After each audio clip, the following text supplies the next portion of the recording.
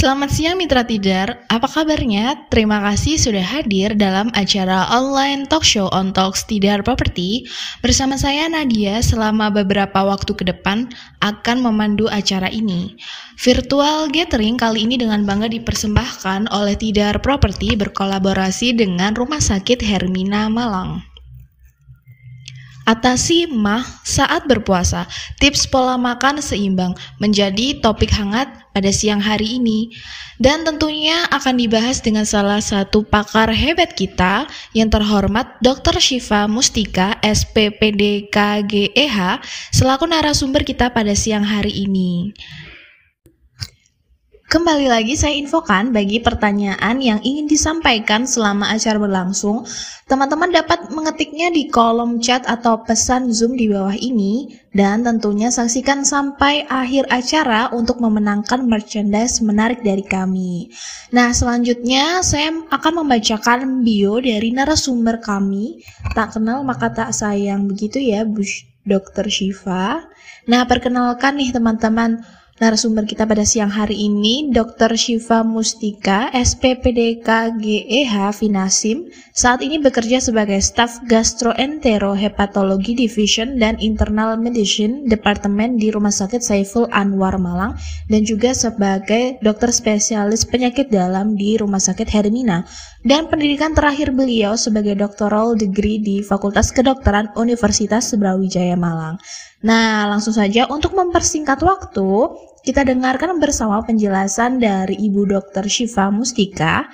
Kami persilakan Ibu untuk memulai materinya. Silahkan. Fungsi dari paru ya, gitu. Kemudian untuk jantung juga dia dikatakan menurunkan resiko penyakit jantung. Kok bisa? Iya, karena pada saat kita berpuasa kadar gula lebih terkontrol, kadar kolesterol juga lebih terkontrol, tekanan darah juga lebih terkontrol, di mana 3 hal itu yang sangat berperan terhadap gangguan jantung ya. Nah, kemudian pencernaan ya, pencernaan itu juga lebih terjaga, jadi bisa menyehatkan sistem pencernaan. Kenapa? Karena pada saat kita berpuasa, pencernaan kita beristirahat ya. Jadi kerjanya untuk membuang racun dan sebagainya dia menjadi menurun. Jadi asupan yang mungkin membahayakan tubuh kita menjadi lebih dikurangin ya. Nah, kemudian puasa bisa meningkatkan kekebalan tubuh. Nah, sehingga dari segala macam manfaat itu sebetulnya sudah mengarah pada kesimpulan bahwa kita tuh puasa boleh ya, dan puasa itu sehat ya, seperti itu. Next. Nah, ada fakta yang menarik, kenapa sih ya selanjutnya kok puasa itu bisa segitu bagus dampaknya? Karena ternyata kuncinya barangkali itu karena dari niat ya. Jadi niat itu kan rukunnya puasa, Mbak dan Bapak Ibu sekalian yang mungkin hadir ya. Jadi niat kita menjalankan ibadah puasa itu niatnya kan karena Allah, lillahi ta'ala ya. Nah, ternyata itu adalah motivasi tertinggi yang motivasi yang kuat ini menimbulkan kesiapan mental dan fisik yang menjaga seharian kita berpuasa itu kita nggak loyo seperti itu.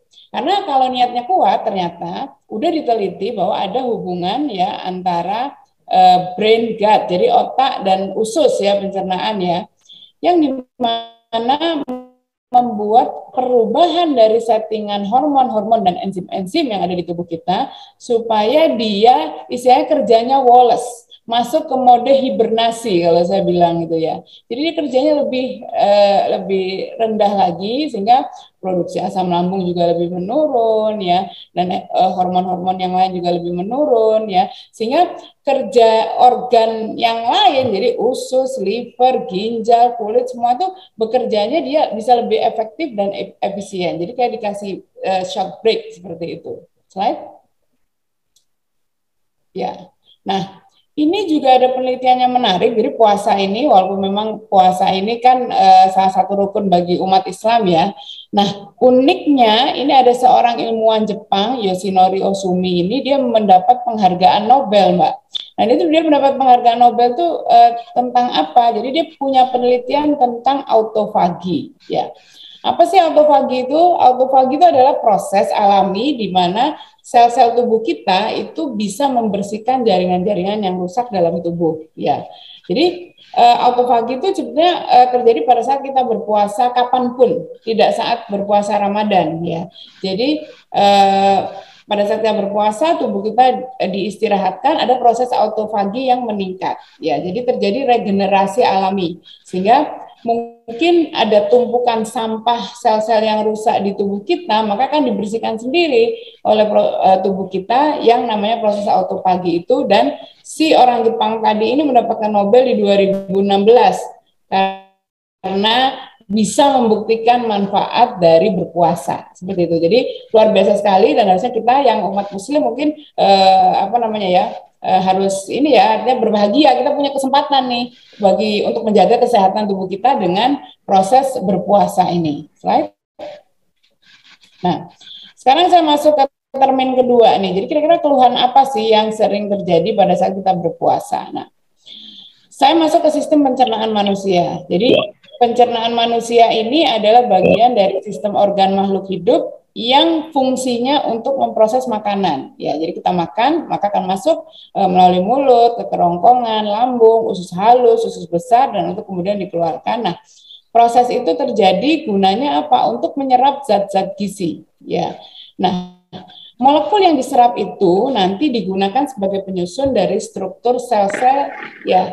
Dan ya sel ini tadi strukturnya yang dipakai untuk nanti sel yang mati dia digantikan dengan yang baru, ya. Atau mungkin ada sesuatu yang buruk, ya, itu kemudian dibuang, ya, didetoksifikasi, ya. Nah, proses ini sangat penting dikerjakan oleh sistem pencernaan, ya. Organnya tadi seperti disampaikan ada kerongkongan, lambung, usus halus, usus besar, tapi juga ada organ-organ yang lain, ya, yang berfungsi menunjang kerja pencernaan, yaitu pankreas, hati atau liver, ya, dan kandung empedu. Slide. Oke, nah ini gini gambarnya nih Mbak. Jadi kita makanan masuk dari mulut, ya. Bisa pakainya. Makanan masuk dari mulut, ya, ke rongga kerongkongan, masuk, ya, ke dalam rongga kerongkongan itu kurang lebih 40 cm, ya. Ada proses makanan diturunkan ke lambung, dihancurin, ya, kemudian dihancurin tapi belum hancur banget, ya. Jadi masih semi hancur gitu, ya. Kemudian baru masuk proses halus. Mungkin yang jadi host bisa bantu untuk mute yang ini barangkali, ya, biar nggak suaranya feedback. Nah, kemudian ke usus halus, kemudian usus halus itu menyerap. Jadi mulai enzim-enzim itu diserap, kemudian setelah selesai, udah jadi ampas yang nggak diperlukan, maka akan dibuang ke usus besar. Pembuangan proses di usus besar ini juga butuh waktu, tiap orang beda-beda, ya. Namun kerjanya ini dia setiap hari dia bekerja, bahkan setiap waktu dan setiap saat. Sehingga pada saat berpuasa itu ibaratnya seperti ngasih kesempatan bagi organ-organ ini untuk break sejenak. Slide. Ya. Wah, ini menarik ya Mbak gambarannya. Menarik ini ya. Nah, inilah yang dicerna oleh sistem pencernaan kita. Jadi mulai berbagai macam bentuknya lah, ya. Telur, ya. Jadi ini protein, ya, mengandung serat, karbohidrat, semua dicerna oleh pencernaan kita. Slide. Nah, peran penting makanan ini apa? Jadi pasti sumber energi itu udah pasti. Terus mengganti sel-sel yang rusak, ya, untuk pertumbuhan, zat pelarut, zat pelindung alat-alat tubuh, dan sebagai zat pengatur, ya. Nah, makanya itu karena begitu pentingnya makanan, maka kalau kita ingin lebih sehat, maka kita harus makan seperti itu. Jadi nggak ada ceritanya orang nggak makan itu lebih sehat, gitu ya. Ini mengacu pada orang yang sering sekarang diet, tapi dietnya nggak makan. Wah, itu udah keliru banget gitu ya. Karena kita ingat makanan ini sumber yang dibutuhkan oleh tubuh kita. Slide. Nah, apa aja sumber-sumbernya? Nah, ini. Jadi dia itu sebagai zat tenaga, zat membangun, zat pengatur. Tenaga kita dapatkan dari mana? Dari karbo dan lemak. Nah, kalau zat pembangun kita dapatkan dari protein dan mineral. Pengatur artinya pengatur keseimbangan antara cairan tubuh, mineral, dan sebagainya itu vitamin dan air. Itu yang paling penting. Slide. Nah, Sehingga karena kita tahu bahwa saluran cerna ini merupakan pintu masuknya zat-zat dari luar ke dalam tubuh kita, maka kalau kita makannya ngaco, itulah yang menjadi sumber dari berbagai macam gangguan ya yang ada di sistem pencernaan kita. Ya, sehingga kita perlu waspada nih. Jadi seperti idiom ya, banyak yang orang mengatakan bahwa you are what you eat. Jadi ya kalau kepingin tahu kesehatan Anda ya kita mesti feedback lagi nih, refresh lagi ke belakang. Pola makan kita seperti apa? Seperti itu ya. Jadi kita harus bersihkan, pertimbangkan kebersihan makanan, ya kesehatannya, cuci tangan dan sebagainya. Karena saluran pencernaan ya yang masuknya lewat mulut itu menjadi pintu masuk dari berbagai macam penyakit yang mungkin bisa mengganggu tubuh kita. Slide.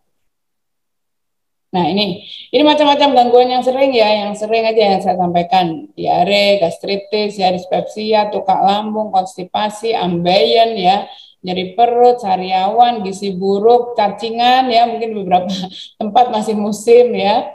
Keracunan makanan, radang usus dan usus buntu. Ya, slide. Nah, kita masuk pada apa sih yang terjadi pada saat kita berpuasa. Nah, seperti saya sampaikan bahwa saat kita berpuasa, saluran cerna kita beristirahat, mode hibernasi kalau saya bilang itu 10 sampai 12 jam. Nah, ternyata saat terjadi hibernasi ini terjadi pengurangan jumlah dan frekuensi makan kita ini membuat kerja hati itu jadi lebih aktif dalam proses detoksifikasi, yaitu pembersihan dan pembuangan racun dari dalam tubuh kita. Sehingga kalau terjadi detox, sirkulasi oksigennya lebih bagus, nutrisinya ke seluruh sel juga lebih bagus, sehingga proses autofagi tadi yang saya sampaikan bahwa sel bisa memperbaiki diri sendiri itu ya dia bekerjanya jadi lebih optimal. Sehingga makanya dibayangkan ya bahwa kalau kita kerjakan ini kan dalam kita 1 tahun kita break tubuh kita berikan waktu untuk break selama 1 bulan ini untuk mereka memperbaiki diri. Nah, maka endingnya pada saat kita memang melakukan puasa dengan benar, harusnya nanti ya setelah kita selesai berpuasa selama 1 bulan, maka harusnya tubuh kita itu jadi lebih sehat, Mbak. Jadi mungkin kulitnya lebih glowing kayak gitu ya, Mbak. Yang sakit pencernaan itu dia perutnya juga lebih nggak ngaco ya, kadar gula, hipertensi semua lebih terkontrol. Jadi endingnya kalau kita berpuasa dengan benar itu harusnya jadi lebih sehat ya. Slide. Nah, ini keluhan-keluhan yang sering terjadi saat berpuasa. Saya lihat beberapa di chat room udah pada nanya itu ya. Ini keluhan-keluhan yang sering terjadi memang. Pertama sakit kepala ya. Jadi sakit kepala, badan lemas, dehidrasi ini sama. Penyebabnya karena kita kurang cairan ya, kurang asupan air putih ya. Sehingga mungkin karena kita overaktivitas atau mungkin kita bekerja, mungkin ya untungnya kita Malang ini nggak terlalu panas ya Mbak ya. Mungkin yang kita ada di daerah yang hawa panas, kota kayak Surabaya dan sebagainya terik banget. Nah, itu penguapan tubuh kan banyak terjadi tuh. Nah, itu biasanya resiko dehidrasi lebih tinggi ya. Nah, naik asam lambung ini pasti dia berhubungan dengan pola makan kita, khususnya pada saat buka dan sahur. Nanti kita akan bahas di belakang. Termasuk juga sembelit ya, sembelit ini kurang cairan, karena kalau kita kurang minum, pup kita jadi lebih susah. Kan gerak ususnya jadi lebih lambat, jadi otomatis kalau air putihnya kurang, seratnya kurang, maka kita jadi sulit untuk BAB. Nah, diare ini pasti nih, misalnya nih Mbak ini habis bukber nih, bukbernya udah lama nggak bukber gitu ya. Terus kemudian makan bebas misalnya seperti itu ya atau pedes-pedes barangkali ya. Nah, kemudian habis itu diare ya. Nah, sakit pinggang ini juga bisa karena kita kurang minum, Mbak. Ya, kita kurang minum ya bisa terjadi sakit pinggang. Nah, bau mulut. Nah, bau mulut ini kadang memang menjadi keluhan ya. Tapi padahal sebetulnya sudah ada hadis yang menyatakan bahwa bau mulutnya orang yang berpuasa itu ibarat bau harum. Jadi artinya nggak apa-apa gitu. Itu menunjukkan kita berpuasa. Tapi kadang ini bisa menjadi sangat mengganggu kalau pada orang-orang yang memang punya gangguan pencernaan, Mbak. Seperti itu. Jadi makanya nanti tipsnya pada saat sahur yang mesti harus sikat gigi dan sebagainya ya untuk menjaga kesehatan rongga mulut. Dan juga darah rendah, Mbak. Ini hampir sama. Biasanya keluarnya pusing, lemas seperti itu. Ya, oke. Right? Nah, sekarang kita udah tahu tuh, jadi gimana proses pada saat berpuasa dan kita tahu bagaimana gangguan-gangguan yang mungkin terjadi pada saat berpuasa. Nah, sekarang kita masuk ke tips memilih makanan. Nah, ini yang dikatakan bahwa kita itu harus makan dengan gizi seimbang, seperti itu. Jadi kalau kita ibaratkan piramida, ya, piramida itu yang lebar di bawah, ya, yang kecil, yang sempit itu di atas, ya. Yang lebar di bawah itu ternyata porsinya adalah porsinya karbohidrat, ya, karbohidrat. Artinya apa? Jadi ini kembali lagi, makanya nanti tidak hanya fokus masalah puasa ya, mungkin untuk yang lain-lain. Ya kalau kita mau tubuh kita mendapatkan gizi yang cukup, ya harus tetap pakai karbo gitu. Jadi kita harus tetap makan karbo, tapi kan pilihannya banyak gitu, nggak harus nasi putih ya. Karbo itu sesuatu yang manis itu juga karbo ya, tepung-tepungan, nasi, ya ada gambarnya sih lah, kentang ya, mie, kemudian pasta dan sebagainya ya, gandum itu karbohidrat seperti itu. Nah kemudian naik di tahapan selanjutnya itu adalah sayur dan buah, serat ya, serat. Nah serat ini juga perlu ya, jadi penting banget. Jadi jangan kebalik, biasanya kita apa namanya ya, nasi pasti banyak lah ya, ikannya banyak, seratnya sedikit gitu. Nah itu kebalik, padahal harusnya serat lebih banyak ya. Serat ya, sayur dan buah selain fungsinya dia membantu untuk pencernaan ya, dia juga mengandung air. Kan kita tahu tadi kita nggak boleh dehidrasi ya. Nah, kemudian tahapan selanjutnya adalah protein. Protein sumbernya bisa dari nabati ya, kacang-kacangan ya, kemudian bisa protein hewani ya. Kemudian yang paling ujung itu adalah lemak ya. Jadi makanya itu lemak mesti dibatasi ya. Lemak, minyak dibatasi, garam, gula juga dibatasi. Nah, sebetulnya inilah pola makan seimbang yang kita harus pertahankan sehari-hari, nggak cuma pada saat kita berpuasa, tetapi setelah kita berpuasa ya. Slide. Nah, apa sih yang perlu kita tekankan ya, yang perlu kita konsumsi makanan pada saat kita berpuasa? Jadi sesuai dengan piramida tadi kan, pertama berarti karbohidrat ya. Karbohidrat kompleks dan serat. Nah, kenapa harus karbohidrat kompleks? Ini di sini udah aku tunjukin ya, ada gambarnya nasi, beras ya, gambarnya beras, ada roti gandum ya, ada kentang, ada biji-bijian ya. Nah, ini yang kita butuhkan dan sebenarnya dikonsumsi pada saat puasa. Kenapa? Pertama, dari sisi kecukupan energinya bisa memenuhi, namanya karbohidrat kompleks, dia akan dipecah secara perlahan. Sehingga kita nggak mudah lapar gitu, Mbak. Kalau karbohidrat simpleks ya, kadar gulanya tinggi, ya kayak kita makan es campur lah ya, Mbak.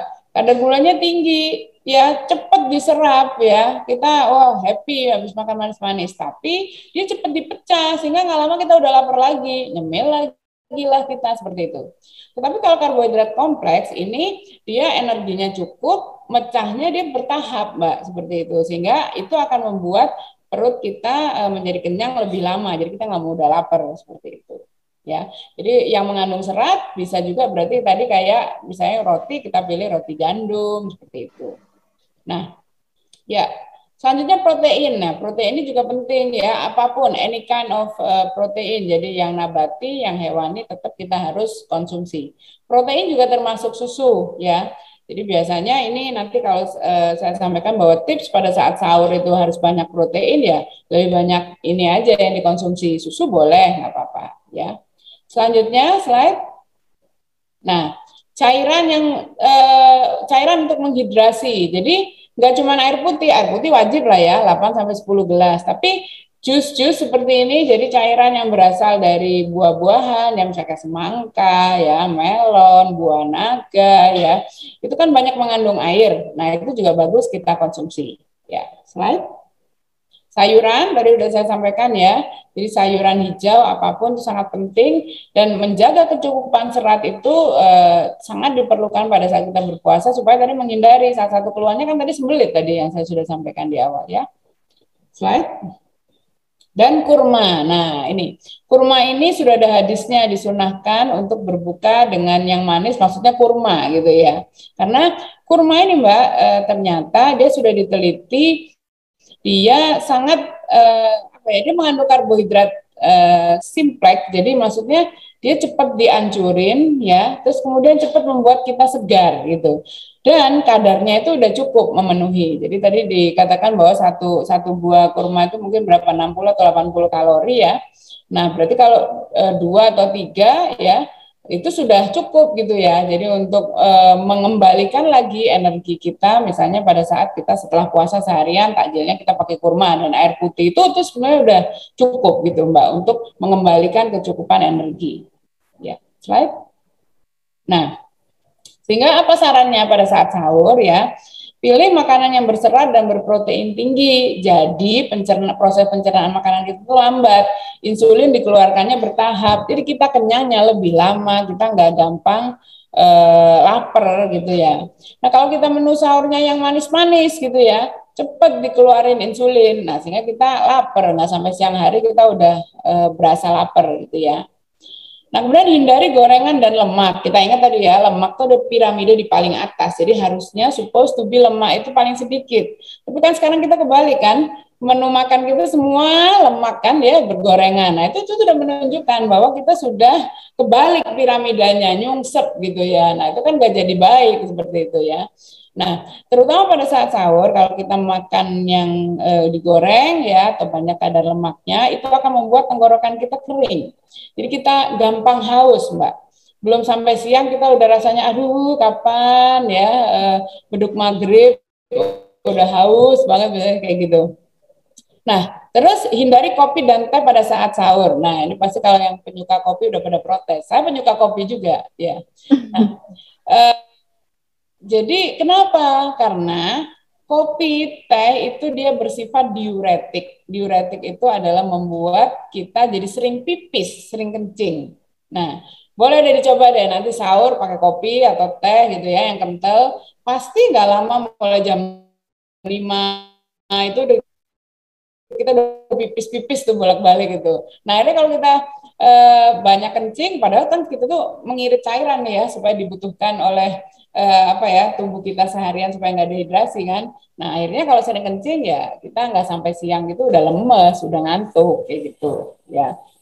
Nah, kemudian disunahkan untuk sahur mendekati imsak. Ini udah bener banget. Jadi saran dari apa namanya Rasulullah SAW ini bahwa kita untuk mengakhirkan waktu sahur dan tetap harus sahur karena di dalamnya ada keberkahan itu sangat benar sekali. Karena kalau kita sahurnya mendekati imsak, maka tubuh masih punya waktu cukup untuk membakar makanan menjadi energi. Sehingga kita nggak cepat lapar.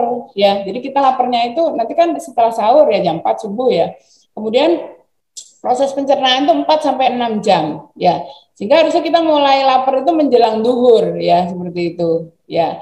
Nah, tapi kan kita nggak bisa makan tuh, kecuali ada yang anak-anak, maksudnya anak-anak lah ya, kemudian misalnya puasa beduk gitu ya, terus kemudian di siang udah makan ya, namanya anak-anak nggak bisa latihan ya. Tapi kalau kita kan terus kemudian ngerasa nggak sih pada saat kita lapar, kemudian ya kita pakai sholat dan sebagainya, dan terus laparnya itu hilang. Nah, apa yang terjadi? Karena tubuh kita tuh udah smart banget bahwa di saat sinyal untuk lapar itu muncul yang ditandai dengan asam lambung yang meningkat, maka tubuh kita berespon dengan membakar cadangan gula yang ada di dalam tubuh. Nah, di dalam tubuh kita tuh ada cadangan gula, jadi itu yang dikeluarin gitu ya, dikeluarin secara bertahap. Jadi makanya oh ya udah nggak berasa lapar lagi, nanti baru mungkin menjelang asar gitu berasa lagi seperti itu ya.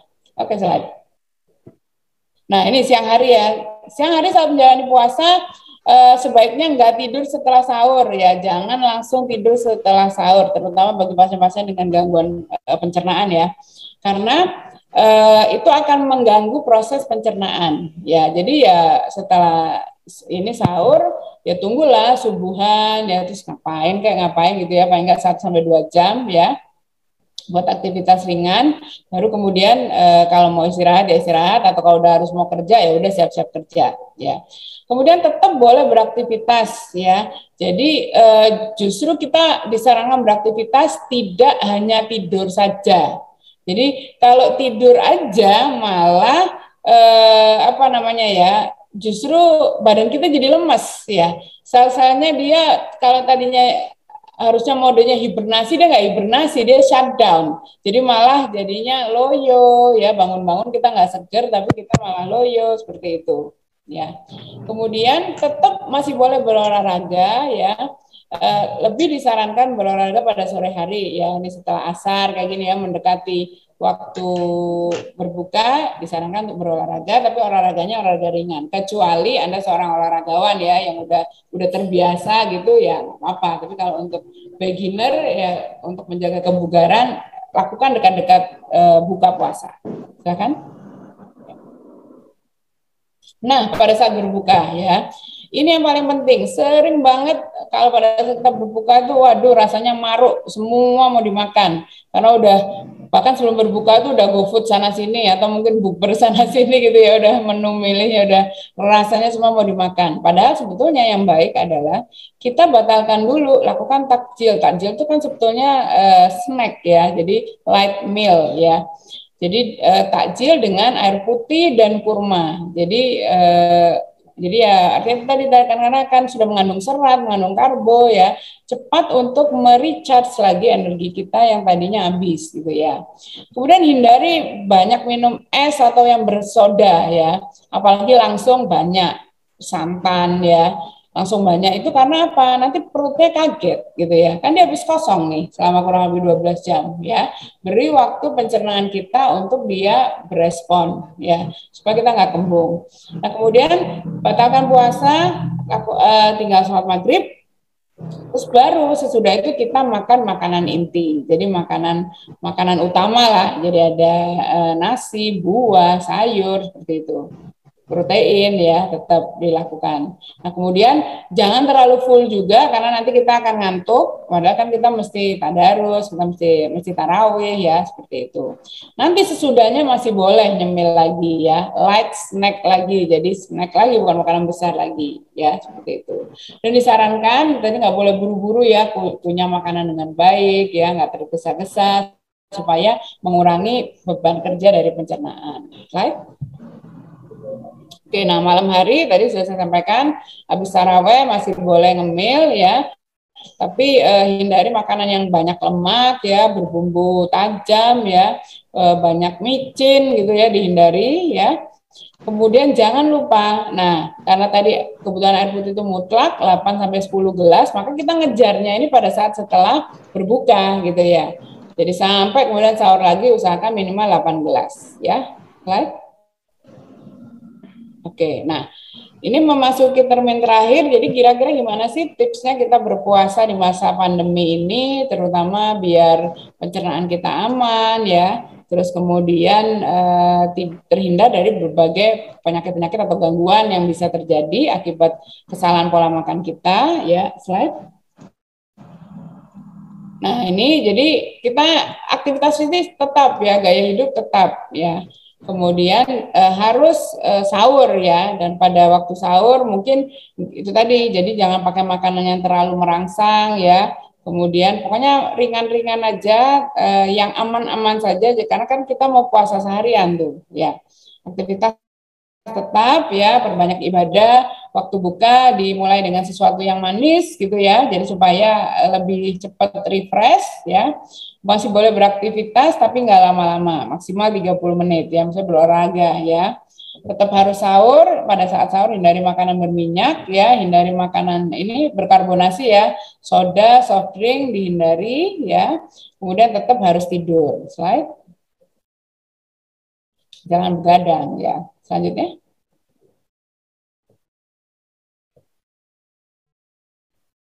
Next, hang.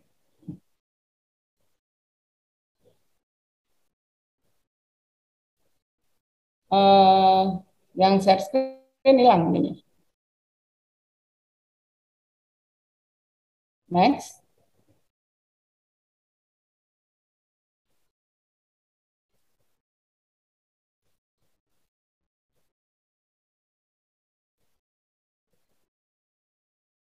Kenapa ya?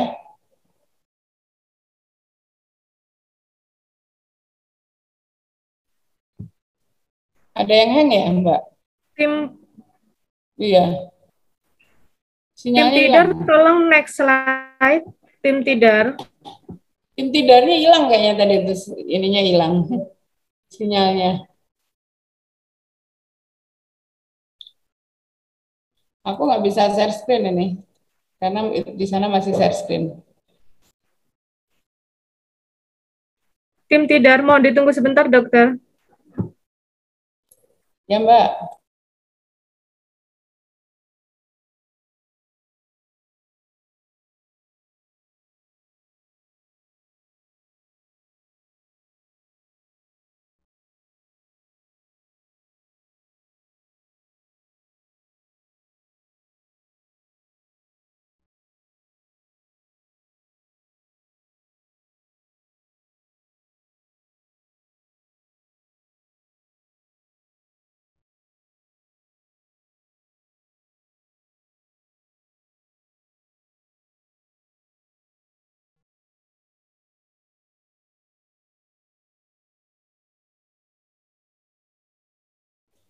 Nyantol ya, Mbak ya.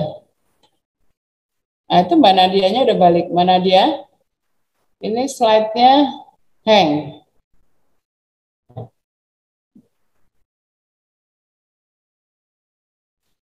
Mbak Nadia, ya Mbak. masih mute tadi, Mbak.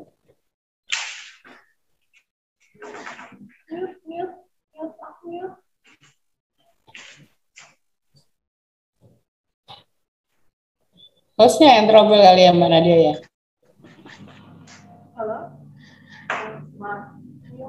Iya, dok, host dari Tidar, dok, karena di Hermina jadi support aja, maksudnya nggak ada host Iya. di Hermina, ya. Mungkin bisa stop share yang di sana, aku bisa share sendiri, Mbak. Coba, barangkali. Itu udah mulai gerak kursornya. Atau aku, nah itu kelihatan kursor, mungkin bisa dicoba. Sip, oke. Nah, ini hampir sama tadi ya, jadi berbuka secukupnya, jadi nggak kemaruk gitu ya, karena tetap kita harus menjaga supaya perut kita nggak kaget. Nah ini tips, jadi gimana kita bisa memenuhi 8 gelas itu ya. Jadi satu sebelum tidur, terus satu selepas bangun sahur, habis sahur satu ya, kemudian buka 1 gelas, habis sholat maghrib 1 gelas, selepas buka 1 gelas, habis sisa 1 gelas, selepas tarawih 1 gelas, ya, sama tadi mau tidur. Jadi sebenarnya bisa lah 8 gelas ya. Slide. Oke.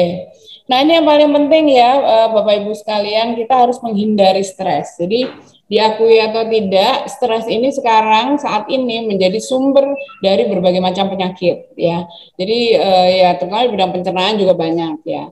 Caranya gimana? Ya kita tetap harus berolahraga, ya lakukan aktivitas sosial, tidurnya harus cukup, makan bergizi tadi udah kita sampaikan ya. Kemudian kita harus enjoy ya, bersenang-senang ya, bolehlah boleh healing sesekali ya. Kemudian time management itu harus bagus karena kadang tidak jarang kita stres karena manajemen waktu kita yang jelek ya, sehingga itu menimbulkan masalah buat diri kita sendiri. Dan kita harus melatih keterampilan coping. Coping itu adalah keterampilan untuk menghadapi masalah. Di dalam hidup ini nggak ada orang yang nggak punya masalah. Semua orang punya masalah, walaupun kesannya senyum ya, di balik senyum itu kita nggak pernah tahu dia pasti punya masalah ya. Sehingga setelah kita melakukan semuanya, jangan lupa kita harus mendekatkan diri kepada Allah Subhanahu Wa Taala karena ya hanya kepada Beliau lah Maha penolong kita gitu ya. Jadi kita tetap harus punya sisi positif, nggak boleh depresi ya. Karena percayalah Tuhan tuh nggak akan menguji umatnya kecuali Beliau tahu kita bisa mengatasinya. Slide. Nah, ini protokol kesehatan selama bulan Ramadan. Ini saya mensosialisasikan yang dari Satgas COVID ya. Jadi harapannya semua tempat harus ada fasilitas untuk cuci tangan, hand sanitizer, tetap harus pakai masker, walaupun misalnya sekarang udah kita diperbolehkan ke masjid ya. Kemudian prosesinya nggak boleh lama-lama, segera selesai. Terus kemudian tetap ada satgasnya, harus menjaga kebersihan dan sirkulasi dari tempat ibadah. Jadi biasanya jendelanya dibuka gitu lebar-lebar gitu ya. Dan diimbau untuk membawa alat ibadah masing-masing. Ya, slide. Nah, ternyata udah ada edaran bahwa kita tuh nggak boleh ini bukber sebetulnya, dianjurkan untuk berbuka di rumah. Namun masih boleh kalau kapasitasnya kurang dari 50%. Nah, sehingga disarankan kita untuk memilih tempat makan yang nggak begitu padat atau coba cari yang outdoor gitu ya, karena sirkulasi udaranya lebih baik ya. Hindari datang pada jam sibuk, jangan mepet-mepet. Udah pasti penuh orang pada ngantri kan mendekati waktu berbuka itu ya. Slide. Ya, jadi pastikan ya apa namanya alat alat makannya inilah maksudnya steril lah ya. Kalau sekarang kayaknya semua udah pada steril ya dikasih alat makan yang sekali pakai itu ya. Terus kemudian ya pasti mau nggak mau waktu makan kita buka masker ya, tapi setelah selesai jangan kebablasan dipakai lagi apalagi kalau tempat makannya berdempet-dempetan. Tapi kalau outdoor sebetulnya masih relatif lebih aman ya. Dan ya nggak perlu lama-lama, setelah selesai ya udah kembali ke rumah karena semakin lama kita berada di kerumunan maka semakin mungkin juga kita terpapar untuk virus walaupun sekarang pandeminya udah slow down ya, tapi tetap karena belum dinyatakan itu selesai ya kita tetap harus berjaga-jaga. Slide. Ya, nah ini kalau nggak penting kita di rumah aja lah, kita buka bersama keluarga ya, sama anak-anak. Rasanya itu lebih lebih hikmat dapatnya ya. Slide. Ini mungkin beberapa slide terakhir. Nah, ini tips berpuasa untuk penderita gangguan pencernaan ya. Pertama, konsultasikan ke dokter terkait kesehatan Anda. Jangan konsultasi ke Google ya. Mohon ini dicermati dengan masing-masing ya. Jadi kebanyakan begitu tuh. Jadi konsulnya tanya ke Google ya, browsing dan sebagainya ya. Jauhi hoax karena itu tadi kadang ya katanya ini bisa mengobati ini dan sebagainya, justru itu malah merupakan sumber berita yang tidak benar ya. Jangan lupa obat rutin tetap diminum bagi Bapak Ibu yang mungkin ada gangguan kesehatan, jadi obatnya tetap diminum ya. Jangan lewatkan makan sahur ya, jadi tetap harus sahur, nggak boleh skip sahur, apapun alasannya. Kan suka ada tuh, mumpung puasa saya mau nurunin berat badan deh, jadi nggak sahur. Nah itu nggak benar banget gitu ya. Terus kemudian hindari kafein dan alkohol ya. Kemudian jangan tidur sesudah sahur, saat berbuka secukupnya, jangan terlalu banyak, perbanyak air putih dan yang paling penting gini, jangan maksa. Walaupun tadi saya di depan saya cerita bahwa puasa itu sehat dan sebagainya, ada orang-orang karena kondisi kesehatannya memang mengharuskan mereka tidak bisa berpuasa.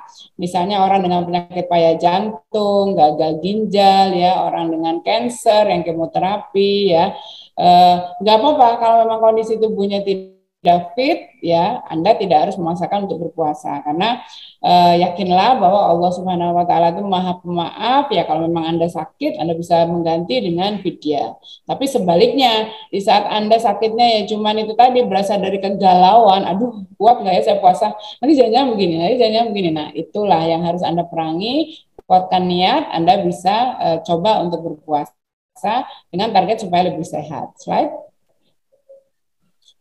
Oke, ini slide terakhir dari saya ya.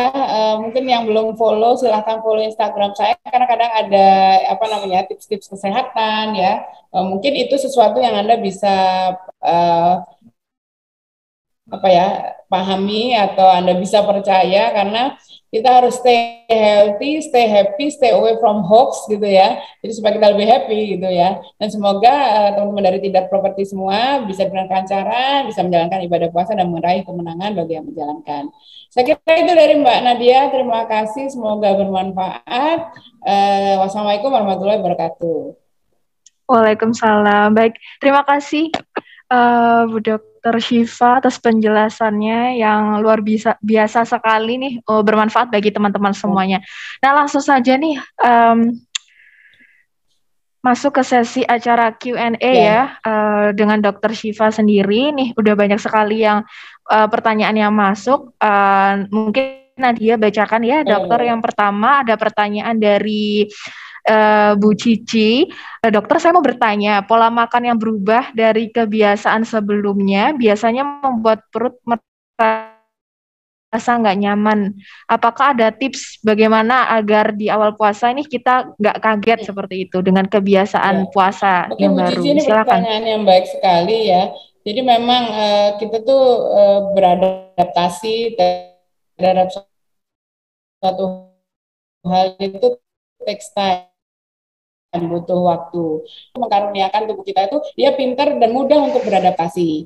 Tapi tadi ada syaratnya tadi yang saya bilang, nomor satu niatnya harus kuat dulu Bu Cici. Jadi Bu Cici harus optimis ya, harus semangat bahwa oke, puasa kita coba beradaptasi untuk melakukan puasa. Wajar kalau di 2-3 hari awal puasa, bahkan mungkin di minggu awal itu lemes ya, kemudian ngantuk, kayak gitu tuh wajar banget. Karena apa? Kan ada yang wajar, tetapi percayalah bahwa saat asupan kalori kita kurang, tubuh kita itu menyesuaikan. Jadi kebutuhan energinya, jadi istilahnya kalau di kedokteran itu ada namanya basal metabolisme rate. Jadi kecepatan metabolisme dasar dari tubuh kita itu dipelanin gitu Bu. Ya, jadi itu harapannya untuk bisa Bu. Kecuali kita ada overactivity gitu ya Bu ya, mungkin ada apa kegiatan apa yang ekstra seperti itu. Jadi saran saya ya tadi kalau untuk tips buka dan sahur diikuti, jadi pola makan berimbang, tetap sahur jangan nggak sahur karena sering banget gitu saya mendapatkan kenapa sih kambuh gitu kan emaknya kalau dilihat-lihat oh ya saya sahurnya jam 11, saya nggak bangun sahur, misalnya seperti itu. Ya wajar lah, begitu pagi dia udah lapar, nggak keisi apa-apa, padahal dia dengan gangguan pencernaan, misalnya seperti itu. Mungkin itu dari saya, Bu Cici, semoga membantu ya. Iya, terima kasih Dokter Syifa. Wah, Bu Cici, pokoknya tipsnya yang tadi sudah dilaksanakan dengan baik. Ini semua proses adaptasi dalam berpuasa, tentunya tetap makan makanan yang sesuai dengan anjuran Dokter Syifa tadi. Iya. Nah, langsung ke pertanyaan kedua nih, Dokter, dari Bu Putri. Mengapa saat berbuka atau sahur nih kadang sering sembelit atau perutnya jadi begah gitu, nggak enak gitu. Nah, cara mengatasinya gimana nih, Dokter? Iya, jadi makasih Bu Putri. Jadi kalau sembelit ya, tadi kan sudah kita sampaikan ya, sembelit atau konstipasi itu merupakan salah satu keluhan yang sering terjadi pada saat kita berpuasa. Nah, biasanya itu terjadi karena kita kurang serat dan kita kurang air putih. Nah, maka Bu Putri kalau merasa apa namanya kok jadi sembelit pada saat berpuasa, berarti Bu Putri air putihnya kurang banyak. Jadi cek dulu apakah udah minum 8 sampai 10 gelas. Kalau udah tambahin lagi Bu, seperti itu. Karena mungkin barangkali Ibu termasuk orang dengan metabolisme atau gerak dari pencernaannya itu yang lambat, misalnya seperti itu. Jadi kan cenderung sembelit. Itu yang pertama. Jadi cek air putih, yang kedua cek kebutuhan serat. Jadi Ibu udah cukup belum makan sayurnya? Karena gini loh Mbak, kadang orang bilang, saya udah makan sayur, ternyata makan sayurnya cuma seiprit gitu ya. Padahal kebutuhan kita untuk sayur itu yang dibilang 20-30 gram per hari itu, kalau kita lihat jumlahnya itu bisa 1 piring penuh gitu loh Mbak. Nah, padahal kan kita sekedar kamu bilang, so udah kok sayur ya sekedar ya 1-2 sendok seperti itu ya. Nah itu tadi yang disampaikan. Nah, cek dulu kebutuhan air putih dan kebutuhan untuk serat ya, jadi baik sayur dan buah Bu Putri. Jadi supaya nggak sembelit. Kalau seperti itu masih tetap sembelit ya udah mungkin perlu dibantu obat atau dibantu dengan olahraga karena olahraga juga bisa membantu memperbaiki pergerakan pencernaan sehingga ibu nggak jadi sembelit seperti itu. Sambil jadi tuh makanannya tuh Mbak ya, Bu Putri harus cek lagi. Jangan Bu Putri seneng gorengan ya, seneng yang bersantan, seneng yang pedas. Gimana itu adalah faktor-faktor yang berpengaruh terhadap sembelit. Gitu Mbak. Oke, langsung aja nih dokter menyambung ke pertanyaan dari Bu Mutia nih sama ya. Cara mencakupi serat saat puasa. Nah, terkadang saat puasa nih buang air susah sekali. Nah, mungkin dokter bisa berbagi berbagi tips nih biar nggak males minum kan kayak males gitu minum air 2 liter itu males gitu saat berpuasa. Nah mungkin selain minum sayur mungkin ada serat dari sumber makanan mana lagi nih dokter? Kan tadi kalau sumber serat itu yang utama kan sayur dan buah. Nah buahnya kan bisa dibikin jus Bu Mutia, ya dibikin jus bisa kan. Nah itu jus dapatnya 2, sumber serat dan sumber air juga seperti itu. Nah juga ada serat pada saat berbuka puasa, Ibu juga harus serat juga, Bu. Ya dipastikan bahwa menu itu harus ada dengan porsi yang cukup gitu, Bu.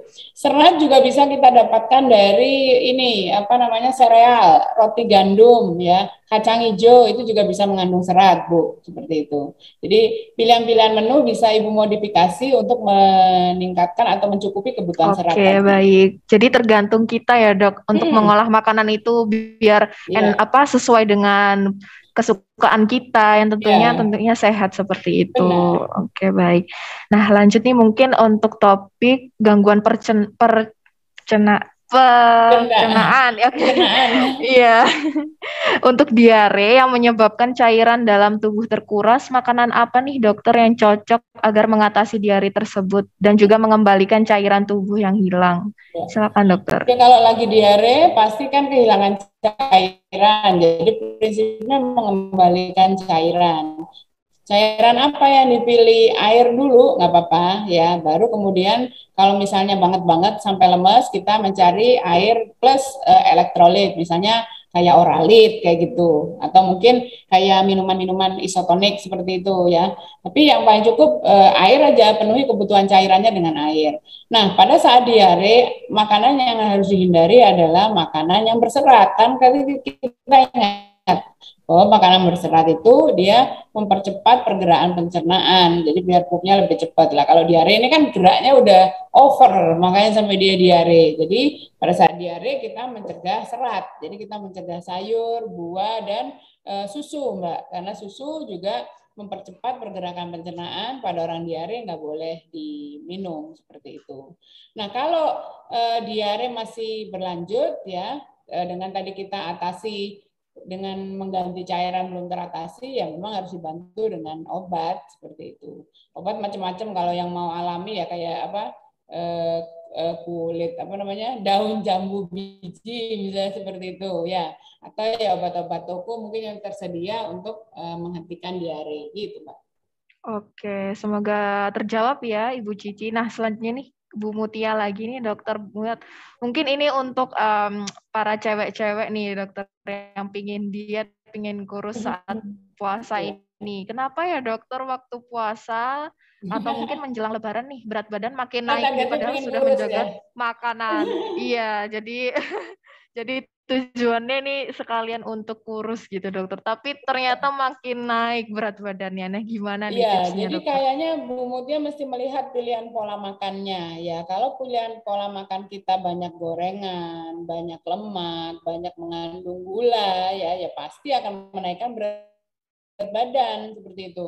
Apalagi banyak di malam hari gitu ya. Jadi setelah terawih ya, itu apa nyemil-nyemilnya banyak di malam kan ya. Terus kemudian tidur, Mbak. Oh iya Habis itu tidur betul. kan ya. Nah, jadilah itu ditimbun menjadi cadangan lemak seperti itu. Gitu sih kayaknya. Jadi karena frekuensi kita pola makan kita berubah. Jadi di malam hari, padahal malam itu kan kita udah nggak beraktivitas nih. Aktivitasnya kan mungkin banyak di siang hari, kecuali kita satpam kerjanya malam gitu kan ya, baru beraktivitas. Jadi malam hari kita udah di rumah, udah nyantai, jadi aktivitas fisiknya turun, tapi asupan makannya banyak, sehingga itu yang menyebabkan berat badannya jadi nambah gitu, Bu. Oh iya, mungkin juga nih Bu Mutia sudah menghabiskan kue lebarannya terlebih dahulu gitu ya Bu. Iya, yang nyicip-nyicip Iya, gitu ya, Mbak ya, iya, nyicip. itu juga bisa. Iya. Oke, semoga membantu ya Ibu Mutia. Nah, sekarang ada pertanyaan dari admin kita nih, Bu Dokter. Nah, Share ketika screen. Iya. iya share screen. Jadi sewaktu proses puasa nih, dalam waktu puasa nih gangguan sembelit, diare itu lagi bergejolak seperti itu kan kita tidak bisa mengkonsumsi obat atau makanan ya dokter ya. Nah jadi ketika kita tuh cara mengantisipasinya langsung tidur atau langsung mengalihkan minum obat dulu saat sahur atau berbuka seperti itu. Ya, jadi kalau maksudnya kalau baru terjadi ya kita lagi di tengah-tengah puasa, tiba-tiba kita mules terus mencret-mencret gitu ya. Nah, kita harus mengukur diri kita kuat nggak gitu kan ya. Kalau kita tidak kuat ya, kita merasa, aduh harus minum obat ya, ya udah berarti kita membatalkan puasa. Tapi kalau kita apa namanya, artinya walaupun kita diare atau sembelit atau nyeri perut gitu, tapi kita masih bisa tetap beraktivitas ya, maka berarti kita bisa melanjutkan puasa ya. Pengalihannya terserah, bisa dengan lanjut aktivitas atau tidur ya, atau dikasih minyak kayu putih gitu kan, masih bisa Oke, kan ya, ya. dilakukan hal seperti itu. Nah, pada saat berbuka ya kita harus minum obat gitu. Walaupun pada saat berbuka kok udah nggak diare ya, bisa aja buat jaga-jaga kita mungkin minum vitamin, atau kalau memang kita udah punya sakit pencernaan barangkali, nah obatnya itu dikonsumsi pada saat sahur dan juga pada saat buka kalau perlu seperti itu. Oke, semoga membantu ya jawabannya Mas Admin. Oke, pertanyaan terakhir nih dokter. Ya. Masih ada lagi nih satu. Jadi Terima kasih dari kok Mas Admin, terima kasih. Oh iya, Mas Admin, terima kasih kembali ya. Dari Pak Laksa Manggala, kalau menurut dokter nih konsumsi sayur dulu apa makanan pokok dulu? Pada Seperti saat itu. apa nih? Pada saat buka atau sahur? Coba barengan Ya, aja lah Pak, nggak Mbak. apa-apa kan itu menu seimbang Pak gitu. Kalau itu biasanya gini Pak, kalau mau diet tipsnya adalah sayur dulu atau buah dulu, baru terus kemudian karbo. Jadi yang dimaksud makanan pokok itu mungkin seperti itu. Itu kalau misalnya kita kepingin diet Pak. Tetapi sebenarnya kalau misalnya nggak ada masalah apa-apa, artinya kita mau makan ya udah makan bareng aja Pak, seperti itu. Gitu Pak Laksa.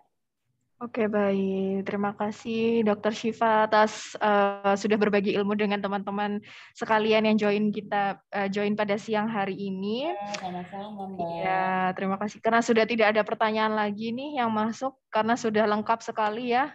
Jelas sekali yang diutarakan oleh Dokter Syifa. Wah, jarang-jarang kita dapat ilmu baru seperti itu. Kan biasanya banyak kita yang terledor dan menyepelekan puasa seperti itu, dokter.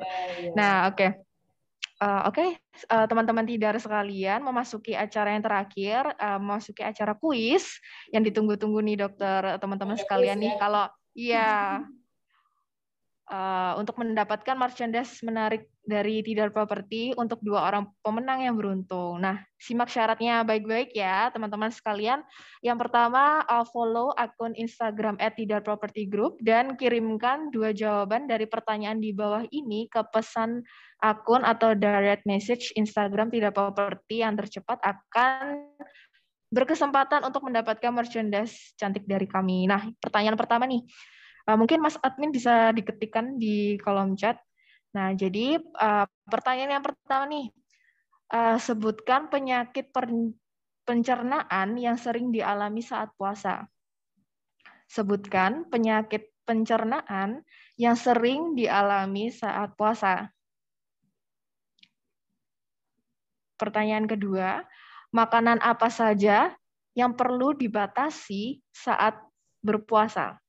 Wah, gampang sekali ya. Makanan apa saja yang perlu dibatasi saat berpuasa? Oke. Jadi teman-teman yang mungkin ketinggalan pertanyaannya bisa dilihat di kolom chat aplikasi Zoom teman-teman sekalian. Dan merchandise akan diberikan langsung kepada 2 orang pemenang yang beruntung. Sekali lagi terima kasih kepada Ibu Dr. Syifa Mustika sudah hadir di sore hari ini di tengah kesibukan yang luar biasa ya dokter. Ya, nggak apa-apa. Iya, semoga sharing ya, semoga bermanfaat. Iya. Semoga sehat selalu dan teman-teman Humas Rumah Sakit Hermina juga Nadia dan beserta teman-teman Tidar Property mengucapkan terima kasih sudah dibantu untuk terlaksananya acara pada sore hari ini. Nah, mungkin yang terakhir nih Bu Dr. Syifa, ada pesan-kesan yang ingin disampaikan sekali lagi kepada teman-teman yang join pada sore hari ini, Bu. Ya, jadi buat sahabat sekalian, pokoknya harus yakin bahwa puasa itu sehat ya. Puasa akan membuat tubuh kita bisa punya waktu untuk memperbaiki sel-sel tubuh yang rusak, tapi tetap jangan lupa ada tipsnya supaya kita bisa sukses berpuasa, terhindar dari gangguan, terutama gangguan pencernaan, yaitu yang pertama, jangan lupa air putih ya, 8-10 gelas per hari. Kemudian hindari makan makanan yang berlemak, bersantan, yang terlalu berbumbu tajam ya pada saat sahur, dan jangan tidur setelah sahur, tunggu dulu ya, paling tidak 2 jam ke atas. Kemudian di siang hari saat berpuasa jangan cuma tidur mulu, tetap harus boleh beraktivitas ya. Walaupun tidurnya orang yang berpuasa itu ibadah, tapi tetap aktivitasnya juga akan lebih menambah pahala. Dan pada saat sahur jangan kemaruk, jadi makan sedikit-sedikit, batalkan puasa dulu ya. Nah, suatu yang manis, konsumsi kurma ya, kita bisa mendapatkan sunnahnya. Setelah itu tinggal sholat dulu, baru kemudian makan makanan inti ya. Nah, kalau Anda ada keluhan kesehatan, jangan lupa konsultasikan dengan dokter, boleh puasa atau enggak ya, dan jangan lupa obatnya dikonsumsi kalau memang ada obat-obatan yang perlu dikonsumsi. Insya Allah semoga puasa kita semua lancar sampai mendekati Idul Fitri nanti. Terima kasih. Demikian dari saya Mbak Nadia, terima kasih. Iya, terima kasih Ibu Dr. Syifa Mustika sudah berbagi ilmu pada teman-teman pada sore hari ini. Sehat selalu Ibu Dokter, berjumpa lagi di lain kesempatan. Oke. Oke, bagi teman-teman yang ingin mendapatkan tips kesehatan dari Dr. Syifa bisa langsung follow akun Instagram Dr. Syifa ya, Bu Dokter di @dr.syifa Mustika. Oke, baik. Terima kasih Mbak Nadia. Ya, dan memasuki acara yang terakhir nih teman-teman, bagi teman-teman ikuti acara On Talks pada episode selanjutnya dan jangan lupa lewatkan promo menarik dari Tidar Property sebagai developer ternama di Kota Malang yang memiliki 10 proyek perumahan tersebar di kota dan Kabupaten Malang. Cocok sekali sebagai hunian atau investasi jangka panjang teman-teman sekalian, dan tunggu apa lagi? Ajak keluarga dan kerabat untuk berinvestasi di Tidar Property karena kami memiliki promo dan diskon menarik. Segera hubungi kami di 0341 55 775. Saya Nadia undur diri, sampai jumpa di acara On Talk selanjutnya dan tetap patuhi protokol kesehatan dimanapun Anda berada. Selamat sore, wassalamualaikum warahmatullahi wabarakatuh. Terima kasih dokter.